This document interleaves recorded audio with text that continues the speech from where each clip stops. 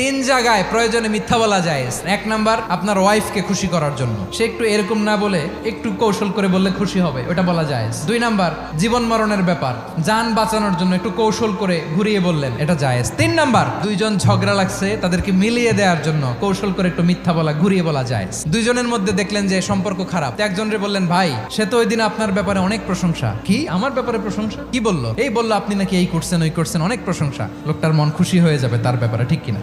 আবার তার সাথে যার ঝগড়া, ওরে যে বলুন, ভাই ওই দিন তো সে আপনার অনেক অ্যাপ্রিসিয়েশন করলো, অনেক, সে তো অবাক, কি রে বলে কি? এই যে দুইজনের ব্যাপারে দুইজনের একটু ভালো ভালো কথা বলে দিচ্ছেন, একদিন দেখবেন রাস্তা দিয়ে হাঁটার সময় একে অপরকে সালাম দিয়ে ফেলছে, সালাম দিয়ে বুকে জড়ায় ধরছে, আছে না নাই?